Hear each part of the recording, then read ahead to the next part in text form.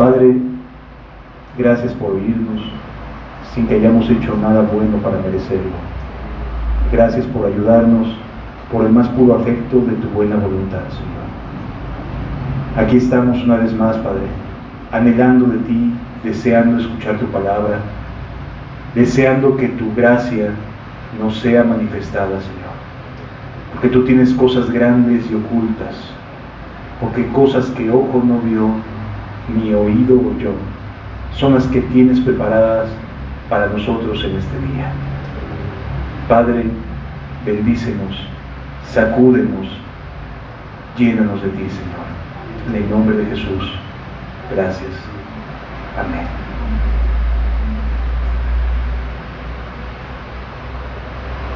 Cuando Jesús fue arrestado, unas horas antes tuvo una plática muy intensa con sus amigos, con sus discípulos. La verdad es que solamente el Evangelio de Juan nos narra a detalle las muchas cosas que Jesús estuvo hablando, que estuvo abriendo su corazón con el anhelo, con el deseo de que cada uno de sus discípulos estuviera preparado, estuviera listo para enfrentar lo que habría de venir. Y básicamente lo que habría de venir era una noche o varias noches de una confusión terrible, en la cual ellos estarían emocionalmente muy afectados, pero también espiritualmente muy zarandeados. Y no existe en toda la tierra ni en toda la historia nadie mejor preparado para ayudarnos en los momentos más terribles que el Espíritu Santo. No lo hay, amados. Es la persona que Jesús llamó el Consolador, y lo llamó de esa manera porque esa función habría de estar presente en nuestras vidas el resto de nuestra carrera cristiana. Por ello, cuando el Consolador vino a la vida de los creyentes, de los discípulos, cambió notablemente su vida. Si nos ponemos un momento a tratar de entender, a recordar, a quizás meternos, sumergirnos un poquito en aquel momento. La noche había empezado bastante normal, como la de una Pascua más. Es decir, había Jesús mandado a sus discípulos y les había dicho: vayan a la ciudad y donde veáis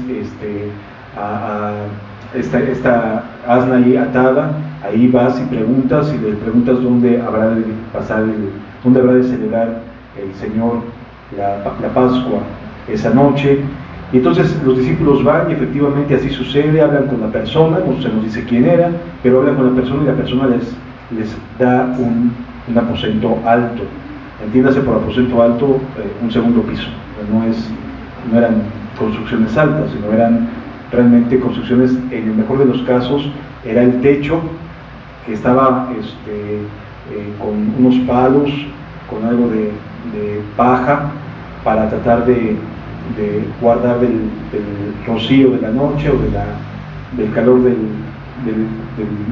horario del desierto, y eso era lo que era un lugar alto, ¿sí? O sea, un lugar no como edificios como vemos aquí enfrente, no, era un lugar que estaba destinado más bien como para cuestiones de dónde poner paja, dónde guardar estas cosas y aquello. Y entonces ese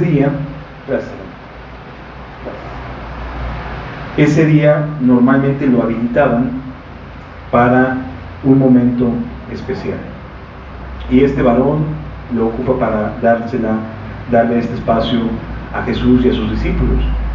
Así que pues ellos estaban bastante entusiasmados, porque tal cual les había dicho Jesús que iba a suceder, así pasó. Es decir, fueron, hablaron con la persona, les asignó el lugar y ya estaban celebrando la Pascua. Vale la pena decir que la Pascua era bastante rápida. O sea, se recordarán ustedes que cuando Moisés les da las instrucciones acerca de matar el corderito, el cabrito, etcétera, que pinten sus vidas, les dice que coman apresurados porque ya se iban a ir. Y se quedó esa costumbre de comer la Pascua apresuradamente, ¿sí? Era una manera de recordar que habían salido a prisa, que Dios los había dicho ya hasta aquí, vámonos, y los sacó, ¿sí? Y entonces básicamente ese momento es, el momento de la Pascua es dentro de ese dinamismo de rápido comieran, sale Judas para irlo a traicionar, etc. Y entonces ya que se va Judas, Jesús abre su corazón, les dice que se va a ir, que llegó el momento de partir, pero que no los habría de dejar solos, ¿sí? Quisiera que abriéramos juntos las Escrituras en el Evangelio de Juan. Está casi hasta el último de la... Juan capítulo número 15.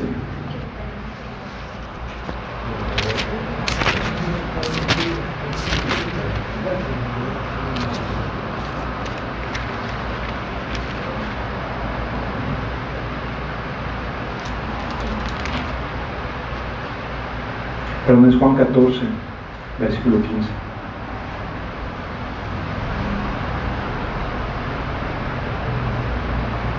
Y nos dice la Escritura: si me amáis, guardad mis mandamientos,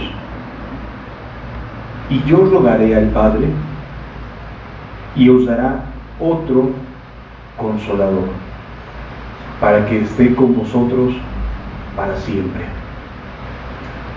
El Espíritu de verdad, al cual el mundo no puede recibir, porque no le ve ni le conoce. Pero vosotros le conocéis porque mora con vosotros y estará en vosotros. No os dejaré huérfanos, vendré a vosotros.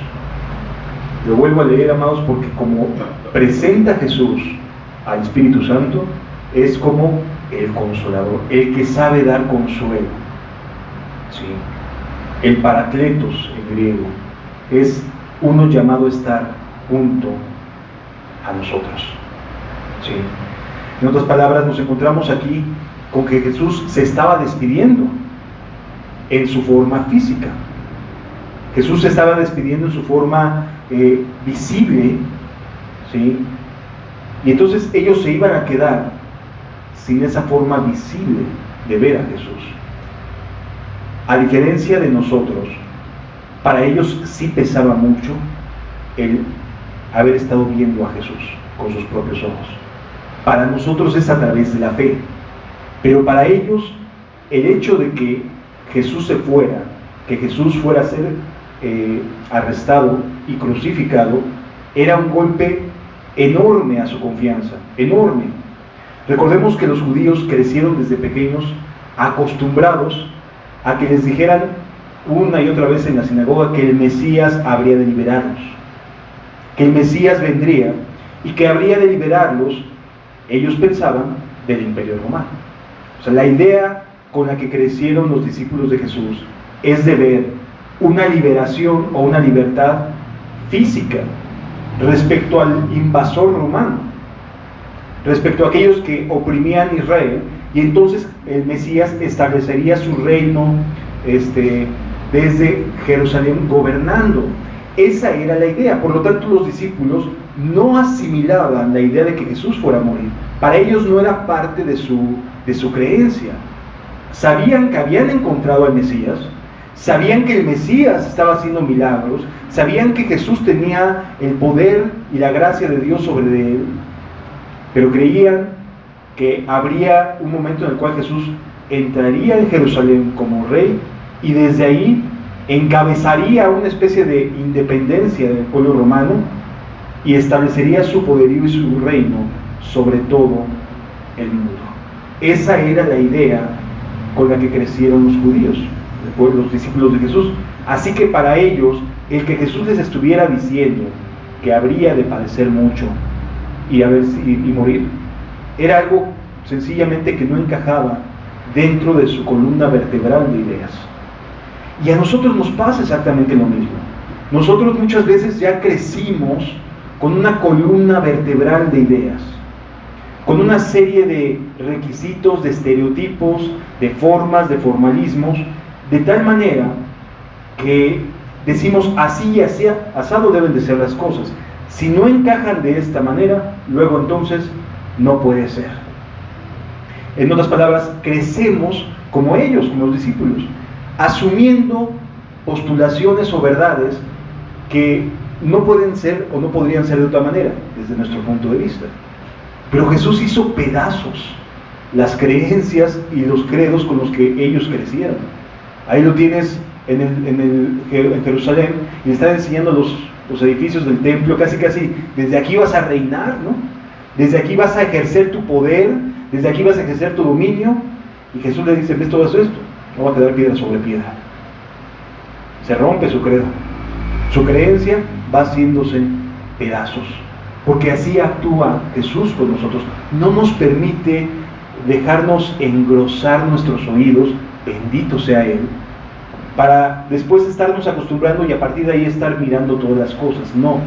Por eso al principio del culto veíamos que tiene preparadas cosas para cada uno de nosotros, cosas nuevas que ojo no vio, ni oído oyó. Y si lo ves desde este punto de vista, amados, cada uno tiene su historia.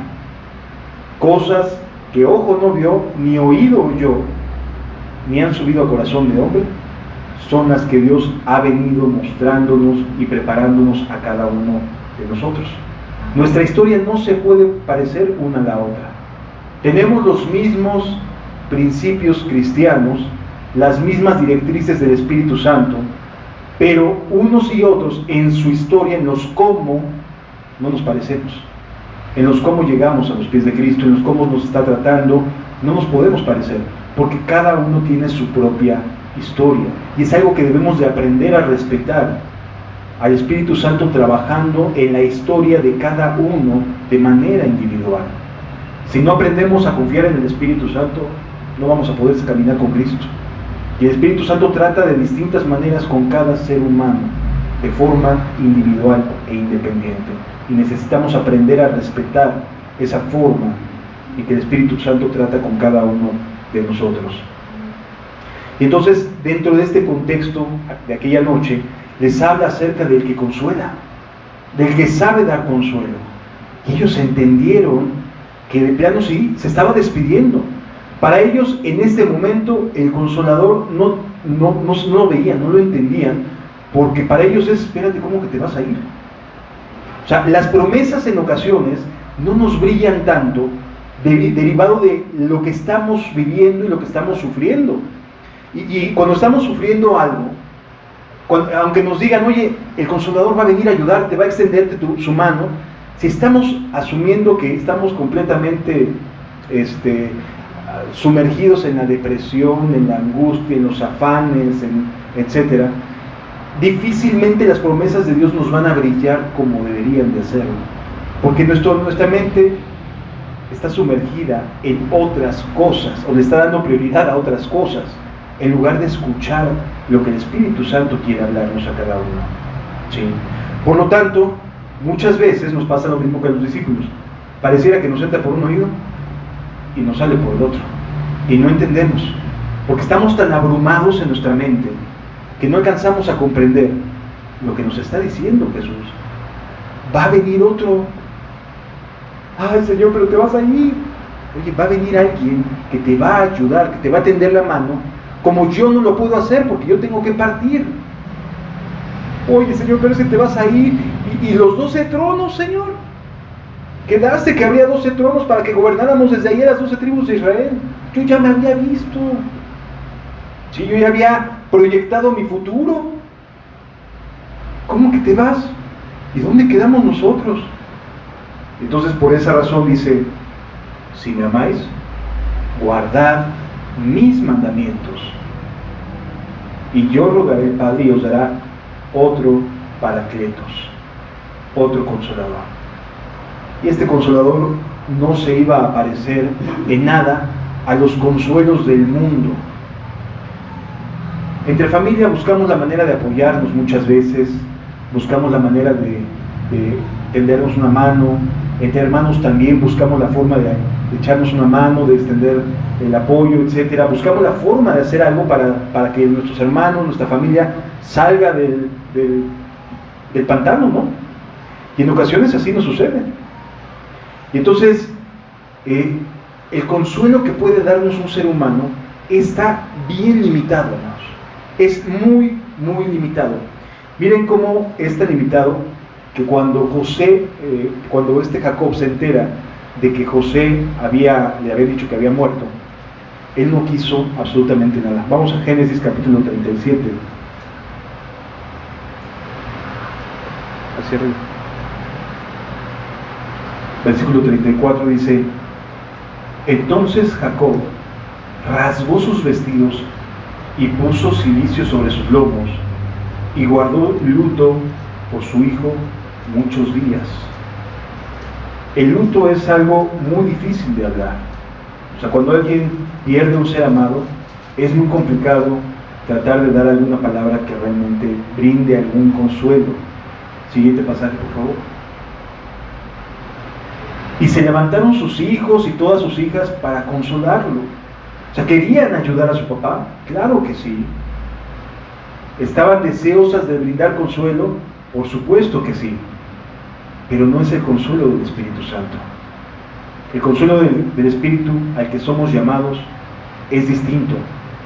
Es desde adentro, desde el corazón. Mas él no quiso recibir consuelo. Y dijo: descenderé enlutado a mi hijo hasta el Seol. Y lo lloró su padre. Es decir, el consuelo del ser humano queda muy limitado y se puede rechazar. Muy fácilmente podemos decirle a la gente: es que no estás en mis zapatos, no puedes entenderme. Y tienen razón. No estamos en los zapatos de cada uno y por lo tanto no podemos entenderlo. Y tratar de brindar consuelo a otro ser humano resulta verdaderamente complicado, aunque se tenga la mejor intención de hacerlo. Aunque de verdad estemos siendo sinceros en querer tenderle una mano a alguien, puede no ser el consuelo que él o ella necesita. Mira lo que le pasa a Job cuando sus amigos quieren darle consuelo. Siguiente pasaje, por favor.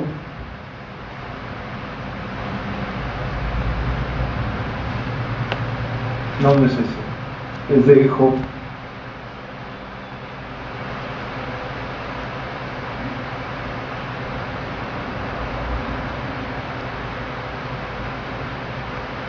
Respondiendo Job y dijo: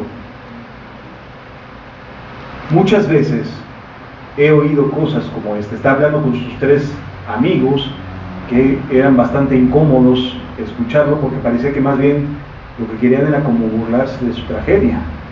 Sí, o sea, sus amigos lo que querían era como decir: ¿qué estás haciendo mal, no? ¿En qué le arreglaste para que te fuera así? O sea, son gente que no tiene este deseo real de ayudar, sino que quiere sentirse superior a otro ser humano. ¿Sí? Los amigos de Job, los tres amigos que fueron a ayudarlo, a consolarlo entre comillas, en realidad iban a sentirse mejores que él. Es decir, ellos se sentían ahora por encima de Job, porque a Job le estaba yendo como en feria. Y entonces ellos llegaron como para decir: ¿qué estás haciendo mal? Ahora, por primera vez, Job, vengo a preguntarte: ¿en qué le estás regando? ¿Qué hiciste mal para merecer esto? Job no había hecho absolutamente nada. Era un trato personal de Dios con Job. Pero aquellos sí le estaban buscando a ver qué cosas había sido lo que había traído la tragedia sobre la vida de Job. Y entonces, dentro de sus aparentes buenas intenciones, siempre querían dejar en claro que en algo la había regado. En algo había pecado contra Dios, porque Dios no actuaba así con nadie. Se estaban equivocando. Dios estaba tratando con Job, sin que Job hubiera hecho nada malo. Sí. Continúa diciendo la Escritura: ¿tendrán fin las palabras vacías? Y es que, amados, cuando alguien quiere consolar y no proviene del Espíritu Santo, las palabras se vuelven completamente vacías. ¿O qué te anima a responder? Versículo siguiente: también yo podría hablar como vosotros, si vuestra alma estuviera en el lugar de la mía. Yo podría hilvanar contra vosotros palabras y sobre vosotros mover mi cabeza. Siguiente pasaje, por favor. Pero yo os alentaría con mis palabras, y la consolación de mis labios apaciguaría vuestro dolor. Porque es muy distinto cuando se consuela o cuando se busca ayudar lleno del Espíritu Santo, porque es el Espíritu el que consuela, no el hombre, a cuando alguien bien intencionado, entre comillas, quiere dar un consuelo sin el Espíritu Santo. Hay diferencias, porque el Espíritu Santo lo que provoca es una consolación que apacigua, que da confort, que da esperanza a las personas, mientras que las palabras que no provienen del Espíritu Santo son duras, son de censura, son como, dice un proverbio, ¿no? Como golpes de espada son las palabras, ¿sí? Es decir, no ayudan a la persona, no la jalan de ahí del lodo, sino que al contrario, casi le dicen te lo mereces, eres un pecador. Cuando la voluntad del Padre está escrita, y de manera muy clara, es que ninguno se pierda. Pero pareciera que hay personas que les gustaría ver perdidos a las personas, a otros seres humanos, ¿sí? Hay diferencia entre el consuelo que da el Espíritu Santo, el que te tiende la mano para sacarte, al consuelo que dan los amigos o los hermanos que dicen preocuparse, pero parece que más bien se están jactando de tu tristeza, de tu angustia y de tu afección. El consuelo humano no ayuda, ¿de acuerdo? No podemos esperar que venga un consuelo de otro ser humano, porque de nada nos va a servir. No nos sirve, es como hueco, como vacío. Las personas no son afectadas en su corazón. Sin el Espíritu no hay afectación, aunque estés leyendo la Biblia textual y le estés explicando de una manera muy adecuada. Puedes tener la verdad, pero sin misericordia no hay cambios, no se influye en la vida de la gente, ¿sí? Porque misericordia y verdad son los que se ocupan para apartar al pecador de algún pecado, ¿sí? Con misericordia y verdad se corrige el pecado. Son las dos, no solamente una. La gente puede tener muy claras las verdades, pero no tener una gota de misericordia no va a servirle, aunque lo repita al dedillo. Jesús está diciéndoles que el consuelo que vendría no sería humano, no sería como este que vemos con Job, o como el de unos hijos queriendo consolar a su papá. Que tú pudieras crecer más y de repente la vas a ver sangrando hasta la muerte. No era una escena nada. El consuelo que tendría que venir era del cielo, no podía venir. Ninguna palabra puede venir a consolar el corazón humano sino del cielo. Puedes sentirte abrazado porque alguien esté a tu lado en momentos difíciles y se lo agradeces, pero el que da, el que apacigua el corazón y el alma solamente viene de un lado, del reino de los cielos, de Cristo mismo. No hay poder humano que pueda consolar al hombre. Hasta el mejor intencionado tiene incapacidad para consolar a alguien, si no es el Espíritu Santo quien ayudar. ¿De acuerdo? Continúa diciendo la Escritura aquí mismo, regresando a Juan capítulo 14, versículo 15 en adelante, dice: y yo rogaré al Padre. En cierta ocasión me preguntaron acerca de por qué buscaba hablar mucho acerca del Espíritu Santo, cuando el Espíritu Santo testifica de Jesús, ¿sí? Y la respuesta es muy clara aquí, porque Jesús rogó para que el Consolador viniera. Es decir, es un ruego, fue una intercesión de parte de Cristo para que recibiéramos la consolación del Espíritu Santo. Y amado, Jesús intercede y nos lo dijo: bienaventurados los que ¿qué? Los que lloran, porque ellos recibirán consolación, y no una consolación de este mundo, sino una consolación del Espíritu Santo, ¿sí? Existe una bienaventuranza en el llanto que a veces como mexicanos crecemos de: no llores, pórtate como hombrecito, ¿no? Nos dicen, no tienes por qué estar llorando, ¿sí? Es decir, pareciera que da pena llorar.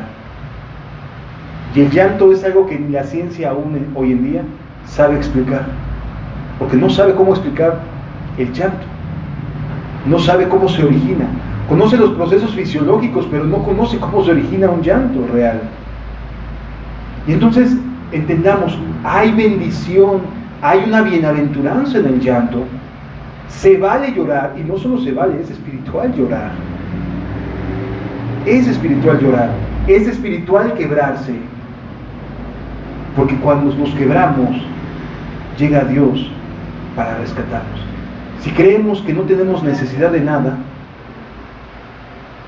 entonces, ¿qué nos queda? ¿Cómo se va a presentar Dios para darnos la salida, para darnos su misericordia, para darnos su amor, para transmitirnos una esperanza, si no lloramos, si estamos siempre bien? ¿Cómo estás, hermano?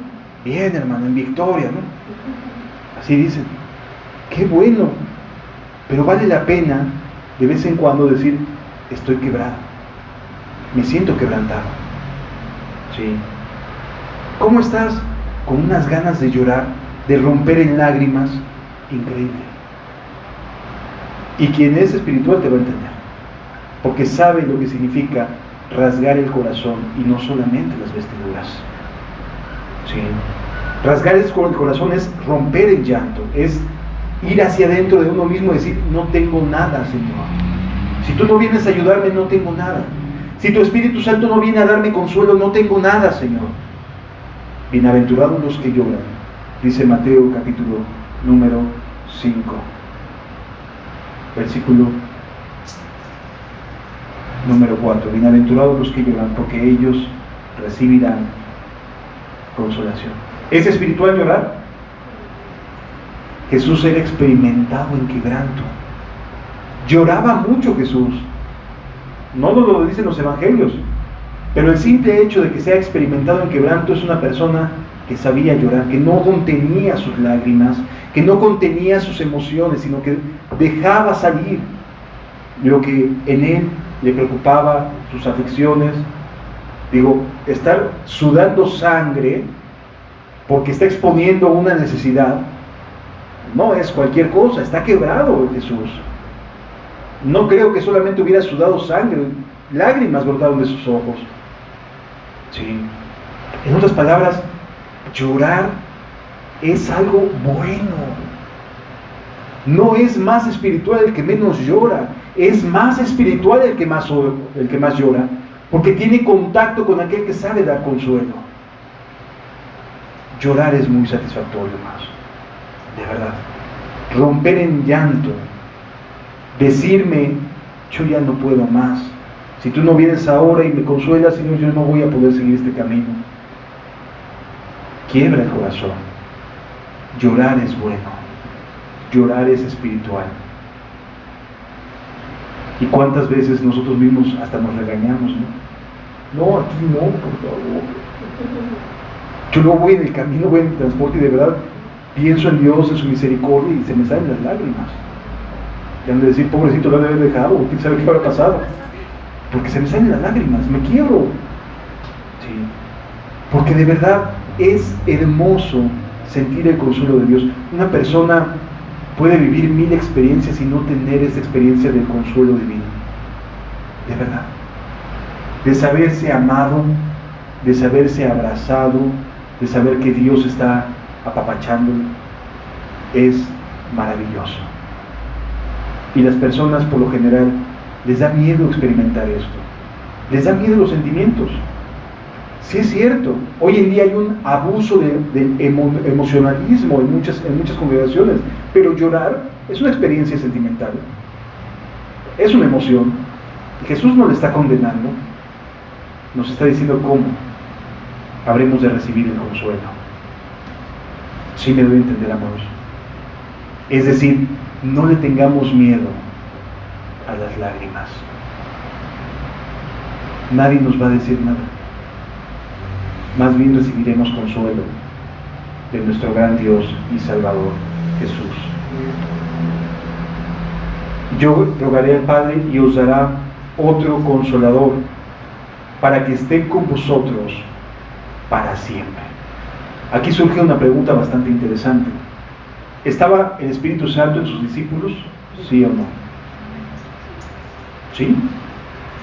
Si vamos a Mateo 10, Jesús les da autoridad para sanar enfermos, para echar fuera demonios, para limpiar leprosos, para resucitar muertos. Es decir, ¿había poder ya en ellos? Sí, como lo hay en ti y en mí.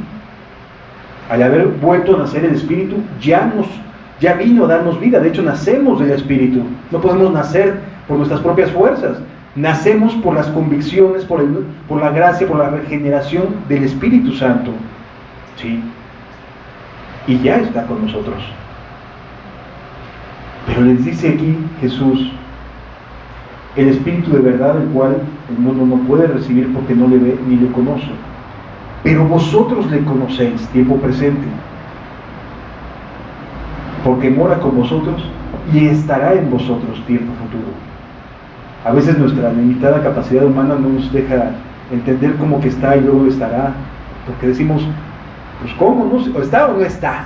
¿No? O sea, blanco o negro. ¿No? A ver, Él nos dio la vida, ya está, pero la capacitación para ser testigos que recibieron el día del Pentecostés todavía no la tenían en este momento.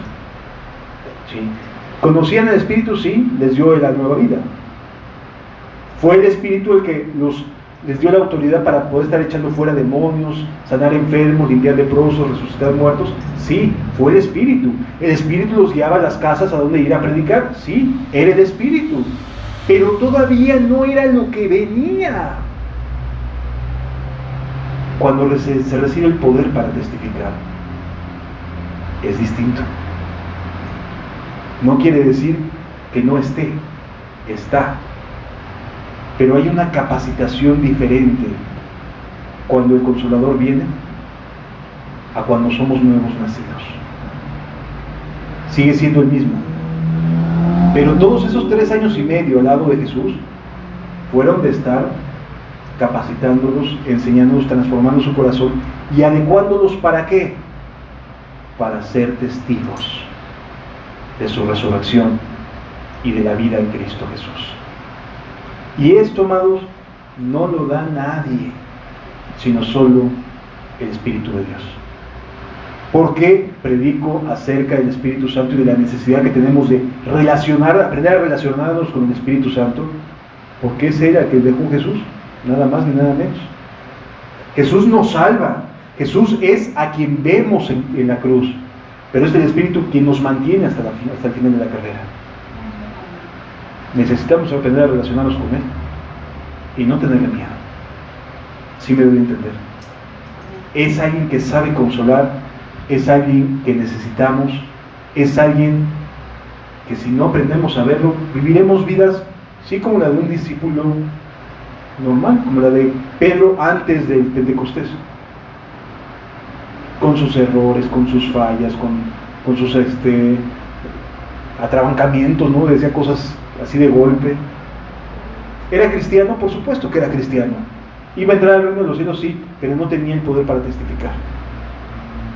Y entonces su capacidad para poder hablar y para poder hacer el bien era muy reducida, nada más a su pequeño círculo. Cuando viene el Espíritu, ahí sí cambiaron las cosas, porque su capacidad ya no dependía de sí mismo, sino dependía del Espíritu de Dios. Si me doy a entender, cambien las cosas. A eso nos está llamando Dios. Nos está llamando a tener una vida, una relación con el Espíritu, a atrevernos a creerle, porque de otra manera nuestro cristianismo será bastante normal, como el de los discípulos antes del Pentecostés. Sí veremos uno que otro milagro, sí veremos una que otra sanidad, por supuesto que habrá gracia para predicarle a una persona, a otra persona, pero así será nuestra vida. Y a menos que venga el Consolador, nuestra vida seguirá siendo normal, afanada y trabajada, por cierto, pero normal. ¿Qué es lo que queremos? ¿Queremos ese cristianismo dominguero, que sí puede ser cristianismo sincero, que sí oras y Dios te responde, pero no de la proporción en la que Dios quiere hacerlo, porque Él desea más de nosotros. Él quiere usarnos para más cosas, no quedarnos nada más en la primera parte de los 3 años y medio de discipulado, sino ir a más en la fe en Cristo. ¿Sí? ¿Estaba con ellos? Sí, como lo está contigo, pero quiere más, pero quiere que Él sea el dueño, sumergirte en el Espíritu Santo y fuego.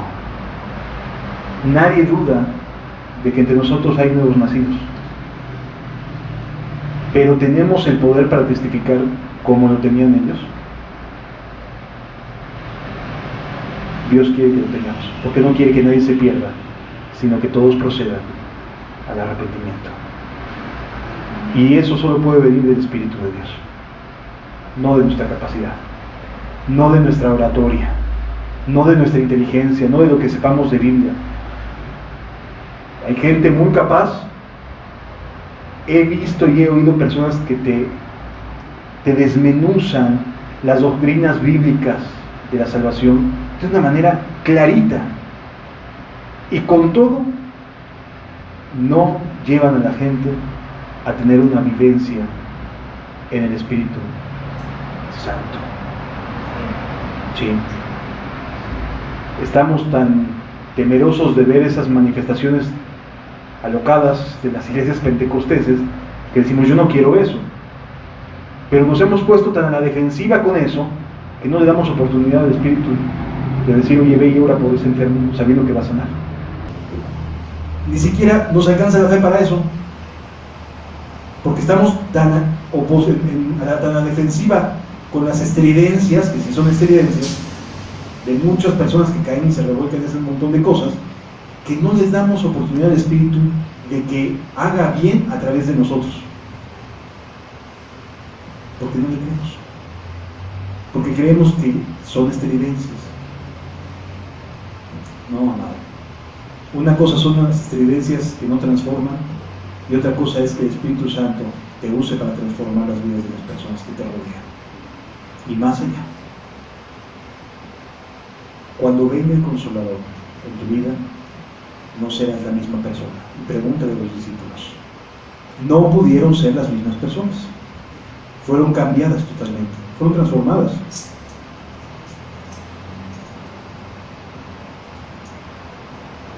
El Espíritu de verdad, al cual el mundo no puede recibir.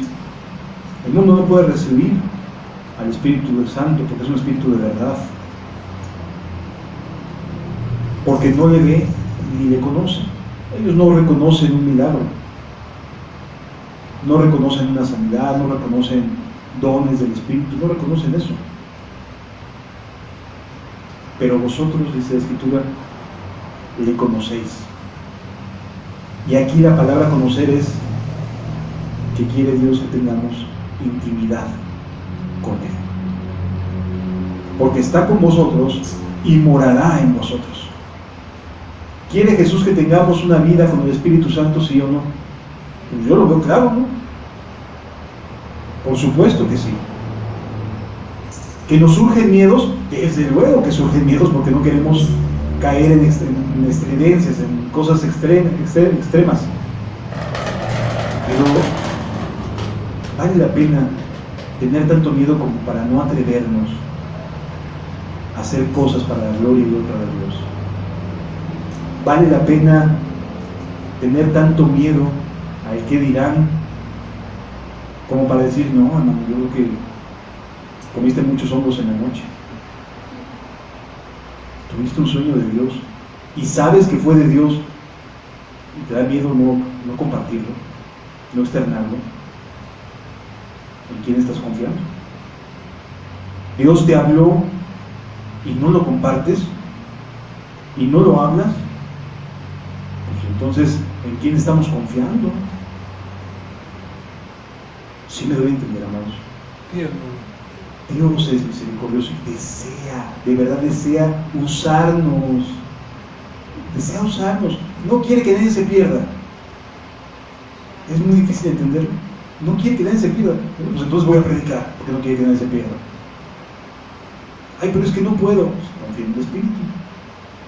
Llénate del Espíritu. ¿No les dice Pablo, sed llenos del Espíritu Santo? En lugar de estar llenos de mosto, sed llenos del Espíritu Santo. Es un mandamiento que es presente continuo. O sea, es estar lleno del Espíritu Santo, es atreverse, es confiar. La realidad es que lo que nos falta es compromiso, en muchos sentidos. Nos da miedo los cambios. Mejor más de lo mismo. Decimos los mexicanos, ¿no? Más vale bueno por conocido que malo por conocer. Y lo aplicamos hasta en las escrituras, ¿no? O sea, preferimos mejor lo ya conocido a atrevernos a cambiar de odre. Sí, me doy a entender. Dios quiere que rompamos el odre viejo para que nos dé vino nuevo. No os dejaré huérfanos. O sea, las cosas que te mande a hacer no es en la orfandad. Vendré a vosotros. Dios va a respaldar lo que nos atrevamos a hacer por Él, porque es bueno, porque es misericordioso. Y si en algo te llegases a desviar, te va a devolver al camino, porque te ama. O sea, atrévete a hacer cosas. ¿Por qué? Porque al final de cuentas te va a regresar, porque te ama. Y si te llegas a equivocar en que interprete mal algo, te va a corregir. Ya, listo, vamos, síguele. O sea, no tiene más que estar ahí batallando. Te ama lo suficiente como para haber mandado a Jesús. Si eso no te dice algo, ya no se pueda decirte algo del amor de Dios, ¿sí? Del deseo que tiene de ayudarte, de que camines a su lado. Entonces, el Consolador no solamente tiene que ver con los malos momentos, El Consolador es también con los buenos momentos.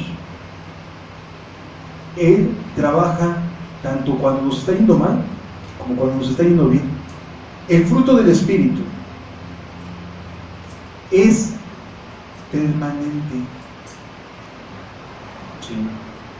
Cuando hablamos del fruto del Espíritu, no estamos hablando de emociones pasajeras, estamos hablando de estados de ánimo, de estados de alma permanentes. Amor es un estado del alma permanente. Vas a estar amando. Gozo es un estado del alma permanente. Habrá momentos de llanto, sí, sobre todo cuando se trata de orar por otras personas. Pero de ahí en fuera, el estado del alma de un cristiano es de gozo. No lo vas a estar viviendo todo el tiempo apachurrado. Porque los valles de sombra de muerte son pasajeros, amado. Se sale de ellos. No son para siempre.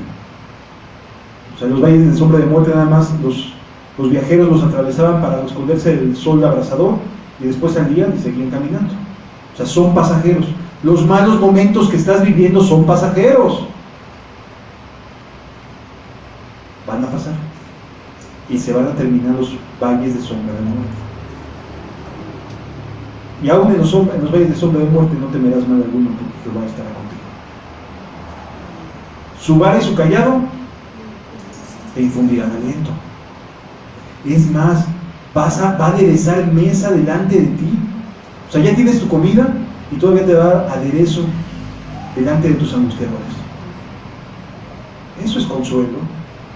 Ese es el buen pastor, el que está ayudando, no el que está haciéndole así sobre lo que ya estás sufriendo. ¿Sí me doy a entender? Es que si no entienden cómo está su situación espiritual, no va a poder arrepentirse. ¿Y tú crees que no lo sepa? ¿Tú crees que el Espíritu Santo lo va a dejar sin hacérselo saber? Muchas veces me ha tocado ver personas que se salvan sin haber pronunciado una sola vez la palabra arrepentimiento, solo por el testimonio de la cruz. Yo mismo me salvé sin haber escuchado una vez la palabra arrepentimiento, pero el testimonio de la cruz fue tan abrumador y me sentí tan culpable y tan convicto que abandoné mi vida de maldad sin que nadie me lo dijera. ¿Por qué? Porque no tiene que ver con estar repite, como cuando oras, ¿no? Muchas personas que oran y repiten muchas veces las cosas como si no pudieran ser escuchados por Dios. El arrepentimiento es ese cambio en la manera de pensar que se genera por causa del Espíritu de Dios, no por causa de mis palabras o porque sepa mucha Biblia. Lo genera el Espíritu de Dios. Si yo estoy con Cristo, entonces Cristo puede obrar y puedo ser el instrumento para que Dios se glorifique. ¿Sí? Por supuesto que cada gente se tiene que repetir, sí, pero las formas son tan variadas como la multiforme gracia divina. Puede ser de una y de mil maneras. Y la gente cambia en su manera de actuar y en su manera de pensar. ¿Sí? Es necesario meternos con Dios, estar sumergidos en el Espíritu para poder transmitir las verdades con misericordia y que la gente deje su pecado. ¿Sí? ¿Cuántas veces le dijo a la mujer que estaba en adulterio Jesús que se tenía que arrepentir? Nada más le dijo, ni yo te condeno, vete y no peques más. ¿Sí? ¿Estaba convencida que estaba mal ella? Por supuesto que estaba convencida. Así que aprendamos a escuchar al Espíritu en lo privado para que después en lo público el Espíritu se manifieste para la gloria de Dios únicamente. Sí. El Espíritu es de consuelo, hermanos. Es de consuelo. Pero si nos damos cuenta, solamente consuela a los que le conocen. El Espíritu solamente va a darle consuelo a los que han vuelto a nacer. Cuando vemos que la gente luego se sumerge por meses en la depresión, híjole, no está caminando con el Consolador. No está caminando con el Consolador. Porque encontraría consuelo. No puede ser posible que alguien se sumerja en la depresión diciéndose cristiano, a menos que haya abandonado su comunión. Porque el que consuela siempre va a estar presente. Y cuando algo no está consolando, cuando el Espíritu no está consolando, y pasa tiempo y no está consolando, y pasa más tiempo y no está consolando, algo no anda bien. Porque para eso lo mandó Jesús. ¿Sí me doy a entender? Algo no anda bien cuando es persistente la depresión. Y mejor es decir, a ver, Señor, abre mi corazón y redargúyeme y muéstrame a estar pensando en decir, pues ya soy cristiano porque hace 20 años me arrepentí.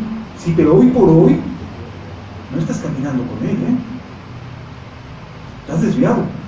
Aunque hace 20 años te hayas convertido, hoy por hoy probablemente estés caminando lejos de ese consuelo. ¿Sí me doy a entender, hermanos? Es importante atrevernos a confiar en Él. Los consuelos humanos, de verdad, aunque tengan la mejor intención, no surten ningún efecto. En cambio, el Espíritu Santo nos lleva a otro tipo de consuelo, de esperanza, de amor, de paz, muy, muy distintos, amados, muy diferentes. Y ese consuelo no lo vas a recibir del mundo. Lo que tu alma anhela no está en este mundo. Lo que mi alma anhela no está en este mundo, amado. Aunque me digan hasta el cansancio, es que tienes que ser feliz, tienes que hacer esto, tienes que hacer aquello. No es de este mundo. Proviene del reino de los cielos. Amor, justicia y gozo del Espíritu. Hay ocasiones en las que la gente te encuentra y dice, no, soy cristiano. Parece obro. ¿Es en serio? Y lo conoces más y es tan seco, tan poco amable. Dice, pues esta gente se ha conocido en todos lugares, ¿no? Y luego la gente dice, oye, ¿sí está vivo o es una mentira? Porque no esboza ni una leve sonrisa. ¿Por qué? Digo, alguien que esté contento, está contento, ¿no? Y aún hasta para predicar lo hace con gozo. Y aún hasta para hablar de Cristo lo hace con gozo, porque está hablando de aquel que puede salvar a una persona del infierno. Y lo hace contento.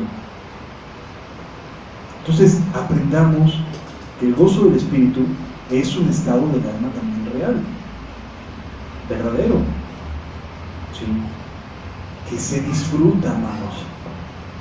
Luego hay gente que parece que no disfruta nada, solamente vive con una forma mental de fe que le hace creer que todo lo que hace tiene que hacerlo con una seriedad y con una solemnidad de tal proporción que, bueno, pareciera que en el piso pueden tocar, ¿no? Otra vez estaba viendo una foto ahí en el Facebook de un amigo, creo que en África, que se ponían así en el piso sus feligreses para que no tocaran el piso con sus pies, se voy a ensuciar el Señor.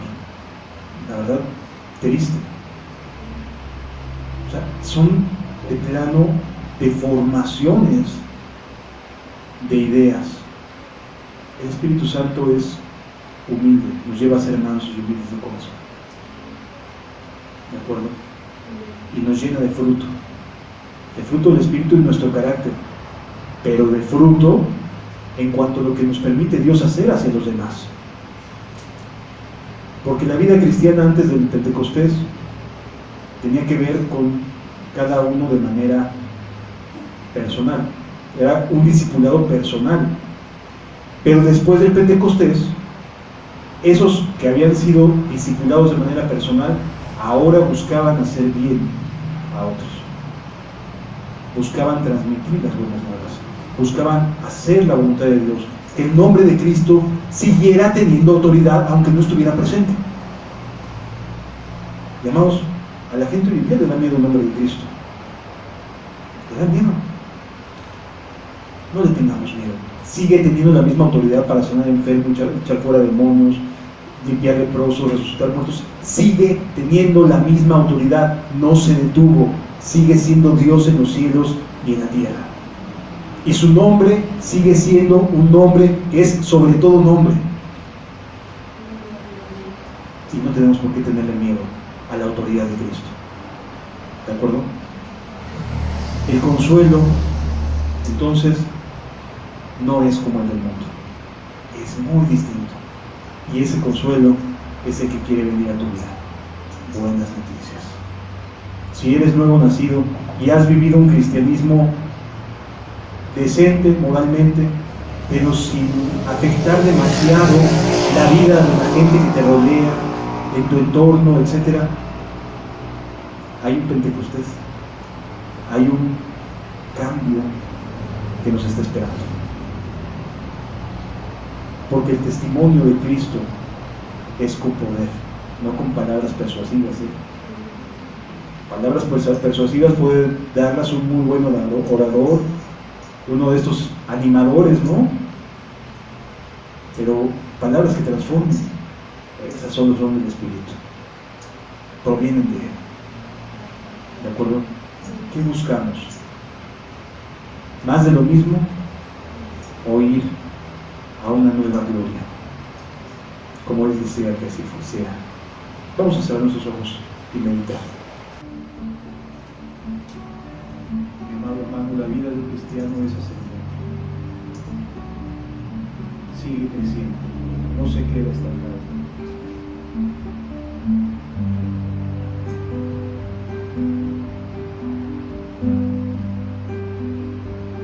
Padre, tú sabes cómo llegamos cada uno de nosotros, Señor. Tú sabes cómo nos vamos a ir cada uno de nosotros. Ayúdanos, Señor Jesús. Ayúdanos. Gloria en gloria te veo. Cuanto más te conozco, quiero saber más de ti. Dios, cuando ruega el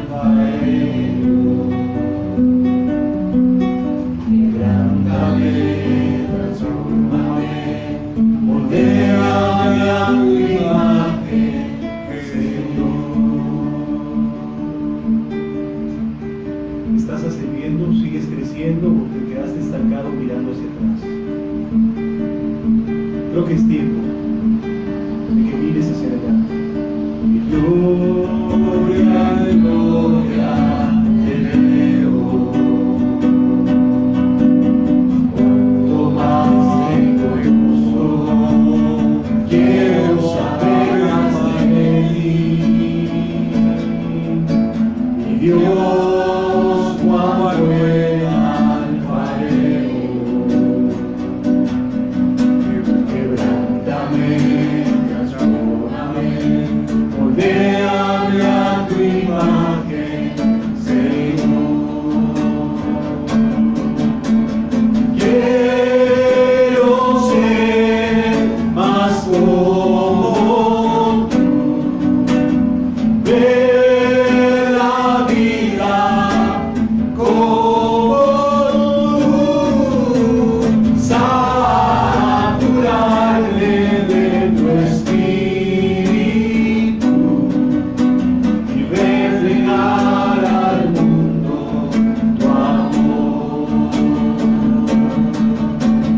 Quiero ser más como tú, ver la vida como tú, saturarme de tu espíritu y reflejar al mundo tu amor.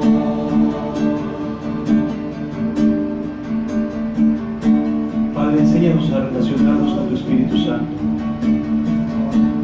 Permítenos que se rompa el doble viejo, Señor. Que tu Espíritu Santo nos dirija de ahora en adelante, Señor, atreviéndonos a llevar tu nombre a todas las naciones, Señor. De gloria en gloria te veo. Cuanto más tengo gozo, quiero saber más de ti. Mi Dios, cuando el alfarero, quebrántame, transfórmame, moldéame a tu imagen.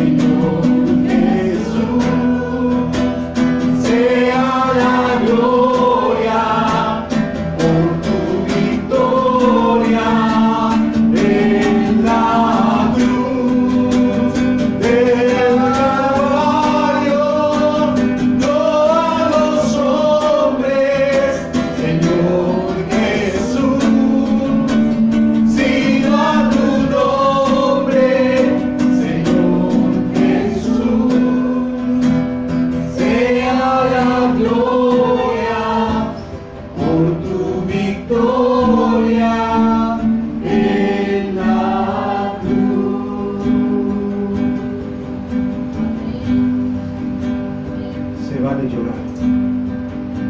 Bienaventurados los que lloran, porque ellos, los que lloran, recibirán consolación.